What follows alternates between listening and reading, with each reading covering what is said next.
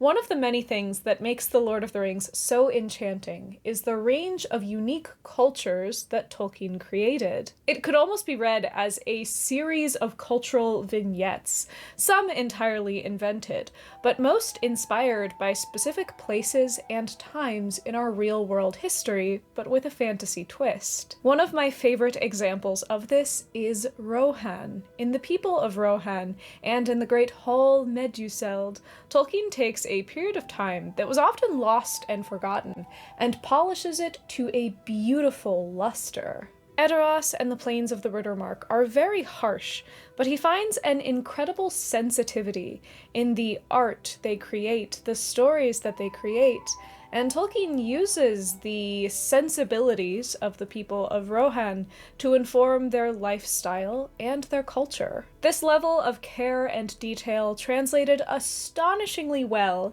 into the Peter Jackson films. They were able to put the kind of time, money, and love into that set that you just don't see that often these days, and I think that they managed to create one of the most well-crafted and beautiful places in all of Middle-earth. Today we are going to be exploring Rohan, how it was created in the movies, and how Tolkien first created it from the bones of a long-lost Anglo-Saxon England.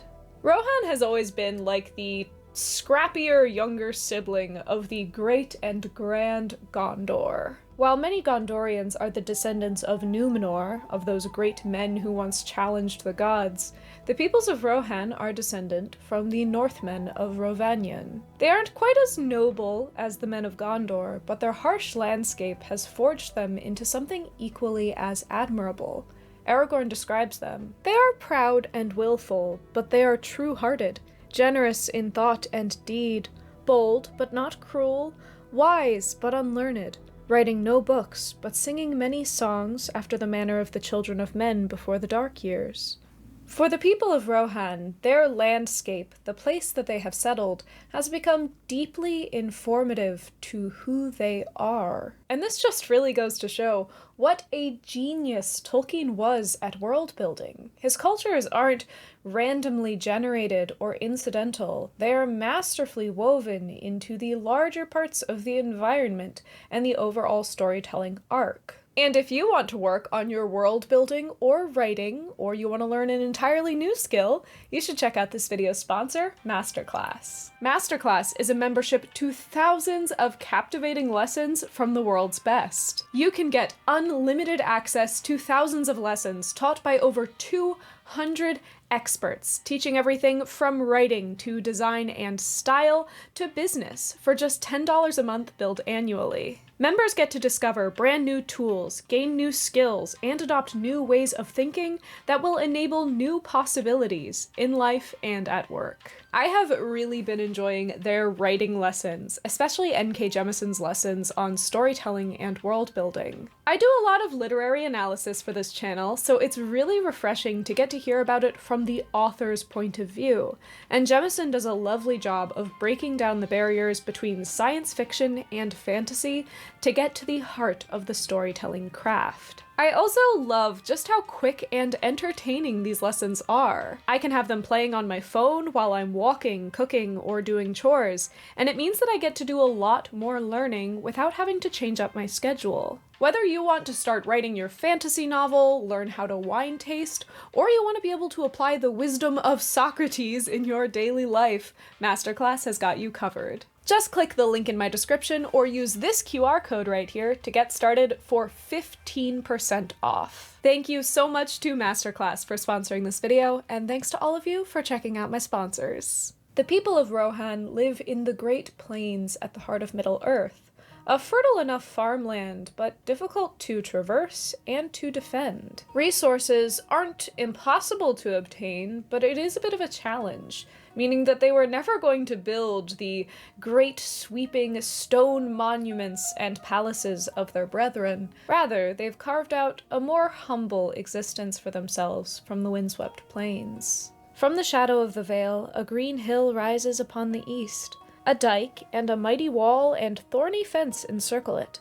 Within there rise the roofs of houses, and in the midst, set upon a green terrace, There stands aloft a great hall of men, and it seems to my eyes that it is thatched with gold. The light of it shines far over the land. Tolkien really went all in on his description of Rohan. The rolling green of the lush grasses, the thorny wooden architecture, the glimpses of gold amongst the craggy hills. And while descriptions like this mean that everything is spelled out for the filmmakers, it also means they have to find a place that looks like that, which is quite a challenge. Nowadays, I am 99% sure that that first long shot of Rohan in the distance would have been done with CGI, but they weren't able to do that, and that's because it was 25 years ago, first of all, and their visual effects were good, but they weren't perfect. Plus, for Rohan, they knew that they really needed something real. You could create some of that digitally, but being there, it gives it a reality that I think you couldn't capture, say, on a blue screen stage. Peter Jackson and his location scouts settled on Mount Sunday in New Zealand, a rocky hill in the center of an incredibly windy valley framed by these beautiful mountains off in the distance. It was perfect. Well, perfect looking. Logistically, it was kind of a nightmare. First off, Mount Sunday was a pretty remote location. They had to get there by helicopter at first, meaning that if they wanted to truck workers and supplies in and out, they had to build roads. So they called in the actual army to build them roads just so that they could build the set there. And then, of course, this land was also protected by the Environmental Conservation Department of New Zealand, meaning that they also had to work around their rules. For high traffic areas like roads and parking lots, they were required to scoop out the local flora and to keep it in a custom-built greenhouse for 18 months, just so that they could restore it at the end. The whole process was meant to be leave no trace, meaning that by the end of production, when they took everything out, you should not be able to tell that it had ever been there in the first place. And this meant that they had to work with the landscape, rather than the other way around. And while this is a logistical nightmare, and I'm sure it was obscenely expensive, I do think that it worked out well for the final product. After all, the people of Rohan would have been working under very similar constraints. They wouldn't have been able to just level the top of the hill with dynamite. The film ended up with a finished product that looks very real. It looks like it was a challenge to build there.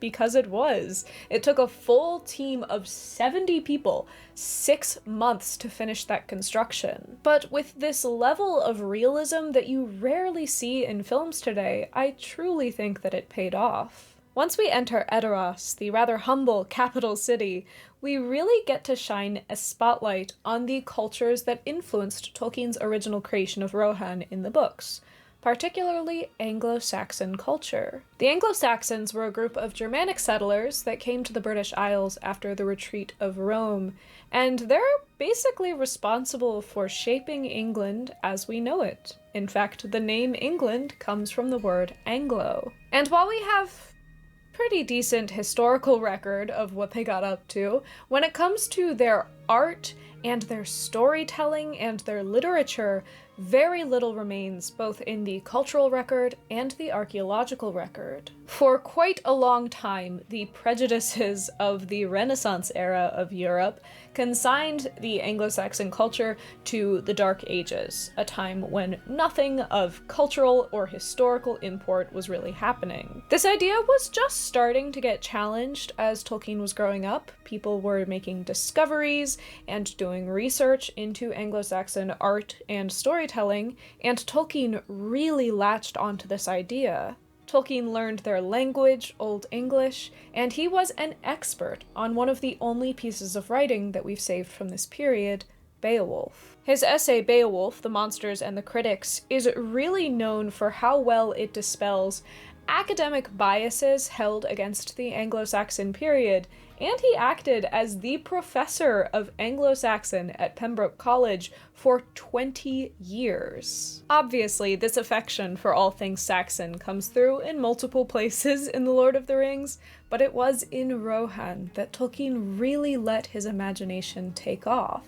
The people of Rohan speak a form of Old English. Their poetry is based directly off of real-world Anglo-Saxon poetry, and their lifestyle and architecture align very well with archaeological evidence of how Anglo-Saxon people lived and built their homes. Their buildings, for example, are just like Rohan, primarily wood with some stone construction. Wood was such a prolific building material for Anglo-Saxon people, in contrast to how Romans, for example, built their buildings, because there was wood everywhere. But it became such a common building material that they actually referred to buildings with the same word as timber. So a building was a timber, and the verb to build in Old English is timbrian. And nowhere in Rohan quite shows off these Anglo-Saxon sensibilities like the great hall Meduseld. Meduseld translates to mead hall, and that word can actually be found in the original text of Beowulf. The great Meduseld of the King Hrothgar is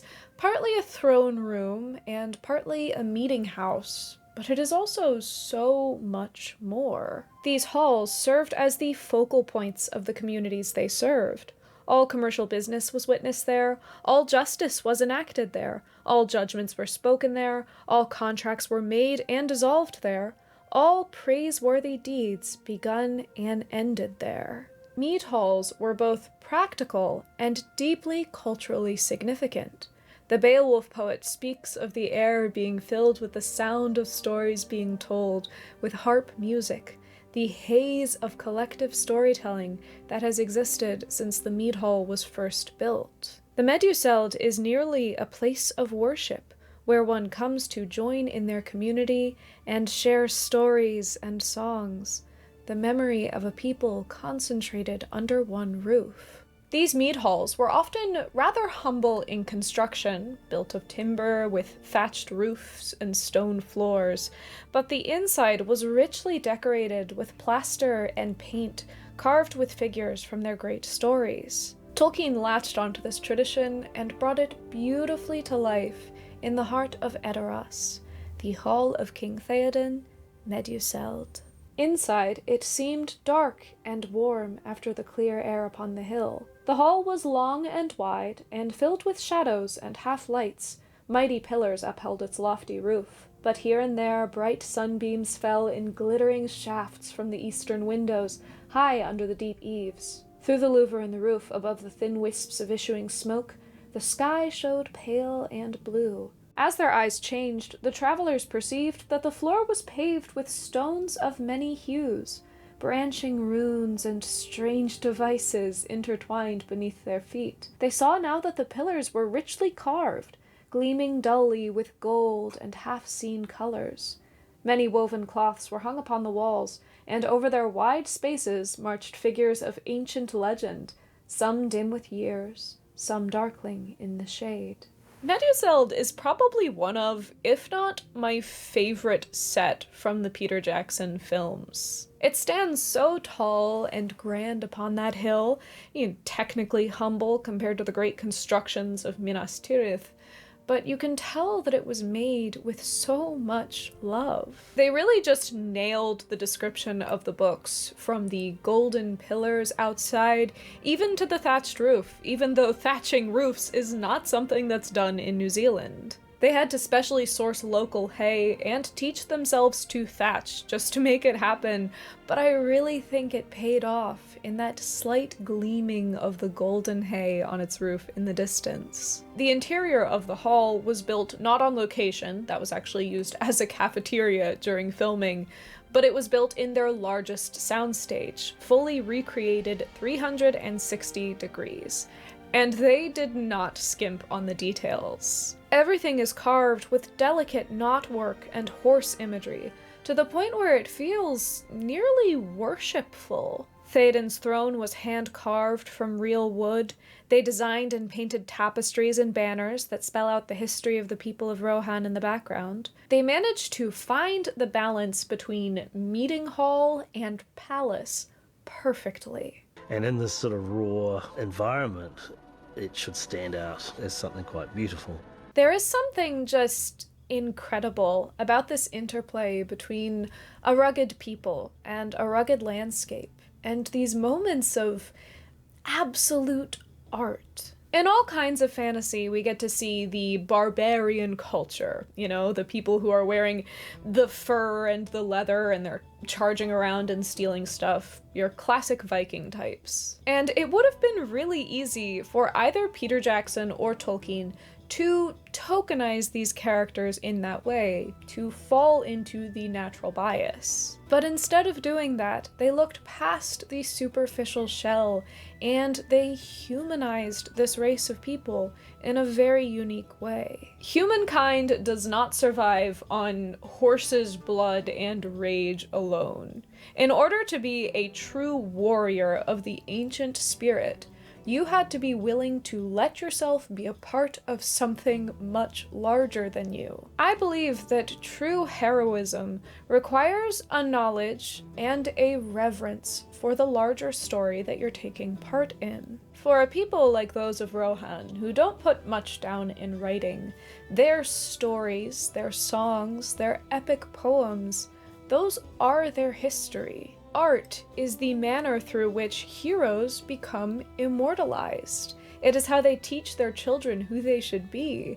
It is how their stories and their histories become legend. At first, it might seem a bit odd for a slightly more primitive culture to be dedicating so much time and effort to something as frivolous as art. But the reality is that as humans, we have always had an instinct for creating art, for crystallizing our memories, cementing them into stone and wood. It's something we've done since we first realized that pigment would stick to a cave wall. And Rohan does an excellent job of displaying the potential depth behind real historical cultures such as that of the Anglo-Saxons. But the really amazing thing is that this isn't just Tolkien's wish fulfillment. It's not entirely fictional. In 1939, an amateur archaeologist made a discovery that would change the way that we perceive Anglo-Saxon culture forever. In 1939, near Woodbridge in the UK, Basil Brown uncovered what turned out to be a burial mound containing an 88-foot ship from the 6th or 7th century. This site was named Sutton Hoo, and although the actual person that had originally been buried there has long since been dissolved by the acidic soil, the relics that were buried with him give us an incredibly important lens into the actual artistic values and cultural practices of the Anglo-Saxon people. They found ornate gold belts, brooches and jewelry, silver spoons and bowls likely imported from Central Europe, golden purses inlaid with gems and depictions of animals, gilded and gem-encrusted swords and spears. This showed that not only did they have communication and trade with the rest of Europe, but they were a highly artistic and skilled people. Perhaps the most remarkable artifact from Sutton Hoo is the helmet. Inlaid with rich detail, goldwork, and garnets, it's embellished with characters and beasts, heroes and monsters. A dragon makes up the nosepiece and the mustache. Somewhere between a battle garment and a crown, this helmet was not the work of a primitive and uncivilized people. The discoveries made at Sutton Hoo were instrumental to changing our perception of the Anglo-Saxon people. The imagery of soaring timbers, gleaming treasures, powerful kings, and spectacular funerals in the Old English poem Beowulf could no longer be read as legends. They were reality, at least for the privileged few in early Anglo-Saxon society. Tolkien was well aware of the discoveries made at Sutton Hoo. In fact, they were made just 2 years after the publication of The Hobbit, and I have no doubt that they played some role in the sheer complexity and richness that we find in the culture of Rohan. But to someone like Tolkien, even without the legitimization of archaeology, that richness had always been present, nestled into the unreal reality of stories. History is a complex thing, because Although some of it is factual, most of it is, as the name implies, a story. And stories are affected by time, by place, and especially by the biases, the personality, the goals of the person that is teaching or learning that history. This is how we get these huge misconceptions, like the idea that the early medieval period was a dark age, that just because they didn't have written record of what they were doing and what they were creating that the Renaissance people could find, that meant that they weren't doing anything important. This was based off of the facts that they had, but it was also largely inspired by the fact that they wanted to seem smarter, and by making people of the past seem stupider, they seemed far more intelligent by contrast. But using the art of fantasy, Tolkien reshapes our perception of the past. He breathes a new life into the bones of history, opening our eyes to the ways in which the past can be just as compelling and just as important as the present and as the future. Tolkien's adoration for the craft of history bleeds onto the page, and Rohan is one of the many places where you can see just how passionate Tolkien was about this, just how important this work was to him.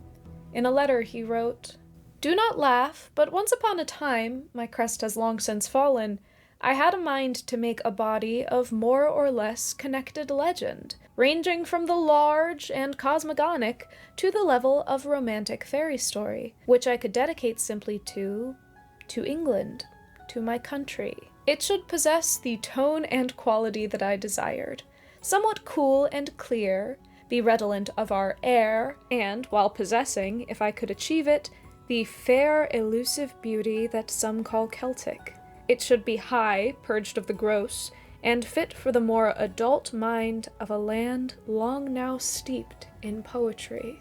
Tolkien would go on to dismiss this idea as perhaps impossible, maybe a bit of a reach, but I think that on some scale, he did succeed in this effort. He opened so many people's eyes to the importance, the value, and the pure joy of these older stories, of the tales of history. Through the incredible restorative craft of fantasy, Tolkien takes these older stories, these older peoples, and reminds us that we can always look at them with new eyes. I am and have always been such a big fan of Rohan. Like, I liked the elves as a kid, but Rohan was absolutely the coolest, especially because it has the coolest music. I feel like we see so many representations of, like, Old English, medieval, or like Viking culture in media, but it truly is rare to see that culture be treated with a level of tenderness that Tolkien and Peter Jackson treated it. And the movies really just did such a good job